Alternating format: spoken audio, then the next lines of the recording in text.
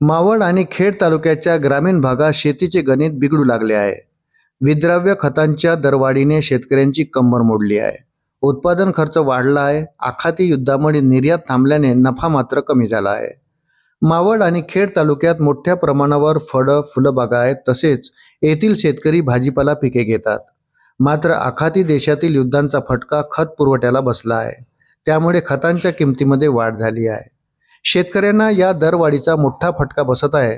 फळबाग, भाजीपाला आणि फूल शेतीसाठी ही खते अत्यावश्यक असतात. मात्र गेल्या काही महिन्यात खतांच्या किमतीत मोठी वाढ झाली आहे. काही खतांचे दर जवळपास दुप्पट झाले आहेत. दरवाढीमुळे विक्रेत्यांनाही अडचणी वाढल्या आहेत. अनेक ठिकाणी उधारीवर खत देण्याची प्रथा आहे. मात्र दरातील चढ उतारामुळे हे गणित कोलमडले आहे. आयात धोरण आणि बाजारातील अस्थिरता यामुळे दर वाढल्याचे सांगितले जात आहे. शेतकऱ्यांचे म्हणणे आहे की प्रत्येक टप्प्यावर खतांचा वापर आवश्यक असतो. ठिबक सिंचनाद्वारे ही खते थेट पिकापर्यंत पोहोचवली जातात.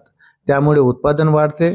मात्र आता खतांच्या वाढत्या किमतीमुळे खरेदी कमी झाली आहे. याचा थेट परिणाम पिकांच्या गुणवत्तेवर होण्याची शक्यता आहे.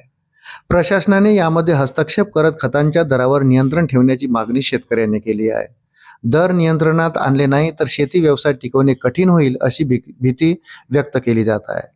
दरम्यान सध्या उन्हाळा असल्याने शेतीमध्ये काम करण्यासाठी मजूर मिळत नाही. जरी मजूर मिळाले तरी त्यांची मजुरी शेतकऱ्यांना परवडणारी नाही. शेतकरी कुटुंबाला सकाळ, संध्याकाळी किंवा रात्री उशिरापर्यंत शेतात राबावे लागते. त्यातूनही अपेक्षित उत्पन्न मिळत नाही. सध्या उन्हाळा असला तरी अनेक भागात मोठ्या प्रमाणात अवकाळी पाऊस पडून गेला आहे. त्यामुळे हातातोंडाशी आलेले पीक वाया जात आहे. काही वेळा शासनाकडून मदत मिळते.